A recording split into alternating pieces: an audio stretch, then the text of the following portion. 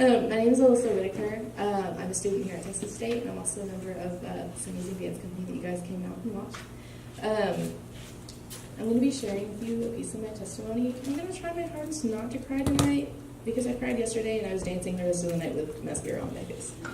So yeah, here goes. There are 3 words that at one point in my life I felt very deeply. I felt unloved, unwanted, and alone. Have you ever felt like you're surrounded by a sea of people, and no matter how hard you try to love them and get to know them on a deep and intimate level, it's never reciprocated? Does it feel like nobody wants to take the time to get to know you? Or worse, as if they're trying to impose their own perception of what you should be onto who you are without ever truly taking the time to understand who you actually are? These are the things that I've struggled with and continue to struggle with and deal with on a daily basis. After talking and praying through these emotions that I experienced, I discovered that the roots of these things stem from trial and error relationships with dating and friendships and sometimes family.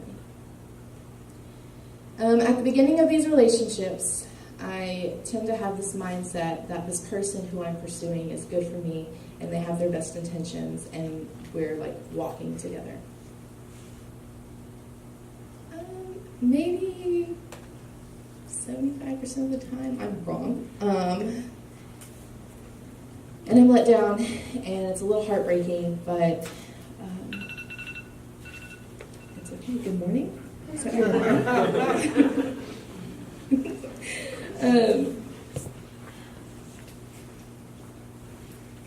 At one point, I felt like people didn't see me for who I was, but instead, like, who or what they wanted me to be. Last year, in early June, my boyfriend at the time had broken up with me on my birthday, if I might add. He said that he broke up with me because he did not develop romantic feelings for me. My whole heart. She's technically my other half, I would say. However, like we grew up doing the same things, pursuing the same things, same likes, same dislikes. But when we graduated high school, and it was time to decide what we wanted to do, we both chose very different things. She decided to go do her discipleship training school with YWAM. I don't know if anybody knows what that is. Yeah, all right, Lindsay, I see you. She did that, and then she did her school evangelism, which is where they teach her like how to minister and evangelize, and then they like go out to all these amazing places and do that. And it's great. Like, I'm so proud of her. But while she was doing that and while I was here pursuing my degree, I just kept getting asked, hey, Alyssa, when are you going to do that? When are you going to do something amazing? When are you going to go out in the world and, like, prophesy? Is that the word? And then minister. But I never felt like that was my calling. And so during that time, and still kind of recently, people are still asking me that. And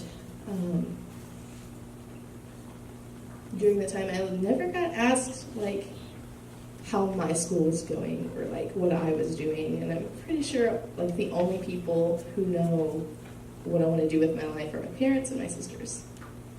Which is fine, but that's okay.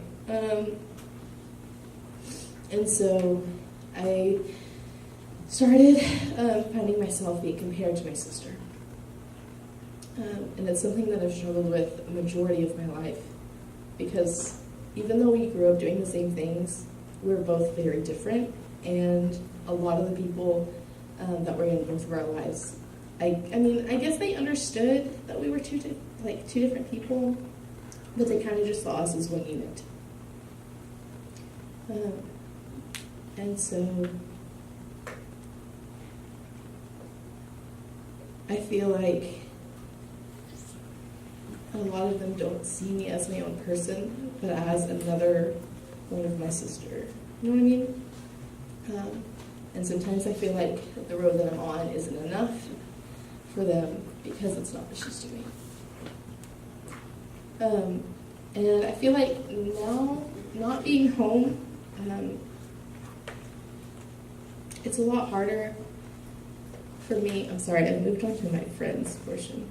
It's a lot harder for me to make friends that I know that are actually here for me and want to know me, and like that are here to encourage and uplift me in every aspect of my life. I have a bad habit of attracting the wrong kind of company, and I don't mean to.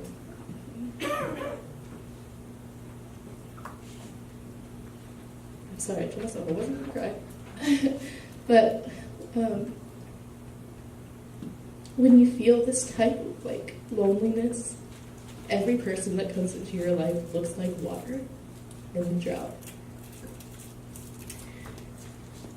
And in all of these relationships and experiences, the feelings of loneliness and inadequacy have just accumulated. Often I would feel used.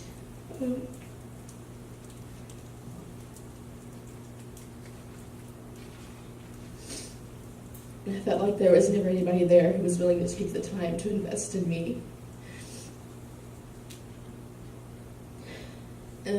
Sometimes it gets to the point where I isolate myself, or I try to find what I'm looking for in relationships that aren't benefiting me. I feel like the more that I pursue relationships, the less it feels like I'm walking with someone, and the more it feels like I'm chasing after them.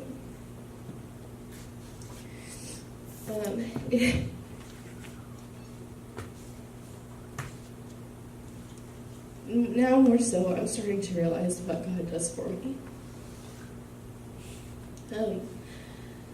At the time that my boyfriend had broken up with me last year, a friend of mine who could see what I was going through told me in regards to relationships and marriage and all that,